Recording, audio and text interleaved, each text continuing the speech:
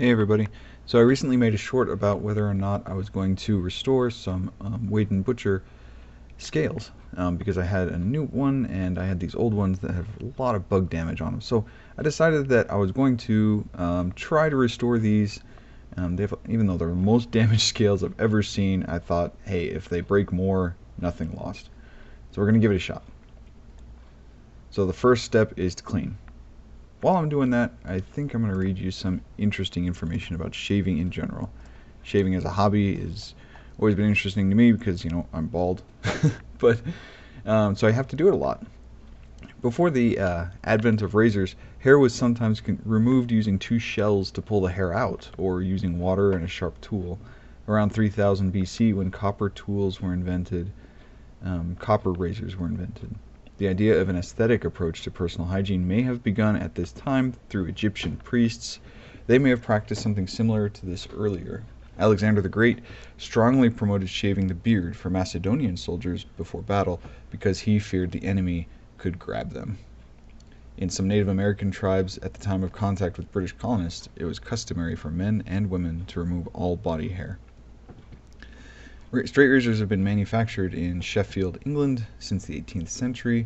In the United States, getting a straight razor shave at a barbershop and self-shaving with a straight razor were still common in the early 1900s. The popularization of self-shaving changed this. According to an estimate by New York City barber Charles DeZemler, barbers' shaving revenue dropped from about 50% around the time of the Spanish-American War to 10% in 1939 due to the invention of the safety razor and the electric razor. Safety razors have existed since at least 1876, when the single-edged star safety razor was patented by brothers Frederick and Otto Kampf. The razor was essentially a small piece of a straight razor attached to a handle using a clamp. Before each shave, the blade had to be attached to a special holder, strapped with a leather belt, then placed back into the razor. After a time, the blade needed to be honed by a cutler. In 1895, King Camp Gillette, that was his name, King Gillette, King was his first name, invented the double-edged safety razor with cheap, disposable blades sharpened from two sides. It took him until 1901 to build a working, patentable model, and commercial production began in 1903. So that's when the double-edged safety razor came. It was invented in 1901. The razor gained popularity during World War I when the U.S. military started issuing Gillette shaving kits to its servicemen. Going back to my restoration work here, one side is a polishing strop. It has green compound on it. It's about 12,000 grit. So the stones that I used, one was a 1,000 grit, and then up to 6,000 grit, and now 12,000 grit, and then to a bare strop. And I wet my face a little bit. A sharp razor shouldn't really need any pressure at all. It'll just glide across the skin and cut hair as it goes. Ooh, almost got my mustache there. But yeah, and it works. Yes, that's a success. Now onto the scales. And I was not careful enough. I really made a lot of mistakes with this one. I just drilled like any other scales, and I should have been more careful. It was, yeah, I was careless. Going back to King Gillette, after the First World War, the company changed the pricing of its razors from a premium $5 to a more affordable $1. That's going from $85 to $17 in 2023. So going from $85 to $17 for a razor, leading to another big surge in popularity. The Second World War led to a similar increase in users when Gillette was ordered to dedicate its entire razor production and blade production to the U.S. military. During the war, 12.5 million razors and 1.5 billion blades were provided to servicemen. You can imagine what that did to the straight razor culture. In 1970, Wilkinson Sword introduced the bonded blade razor, which consisted of a single blade housed in a plastic cartridge. Gillette followed in 1971 with its TAC-2 cartridge razor that utilized two blades.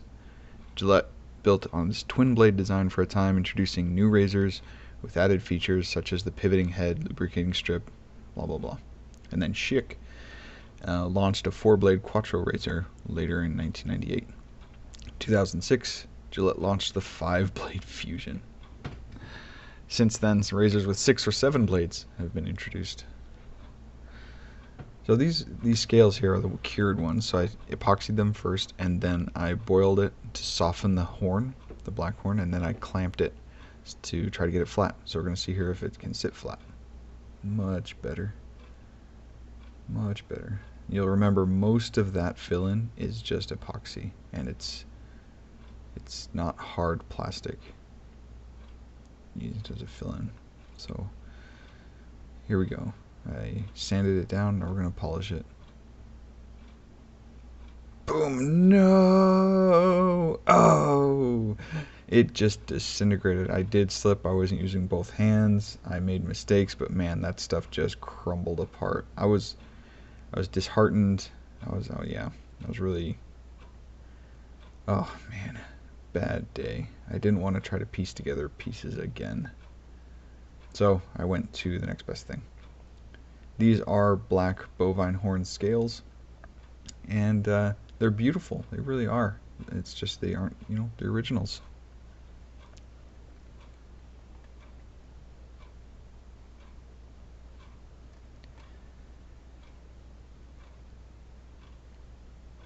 Here it is performing. I do a head shave with it. I shave all of them, and then I'll strop them again. So if I sell this razor, it's not going to go out, used. It's going to go out stropped and clean. But man, whew, like a whisper on the skin. It's not a head shave video, so I'm going to cut off here, but you see how it works. It does really well. That's after the head shave. So there it is. There is the old-time straight razor before King Gillette, before World War I, before World War II. Early, mid-1800s razor. A lot of history.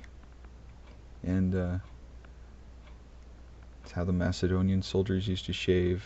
It's how the Egyptian priests used to shave. But man, Wade & Butcher, coming from out of Sheffield, England, is kind of the Cadillac of razors. Thanks for watching, and I really hope you enjoy it. As always, please like and subscribe.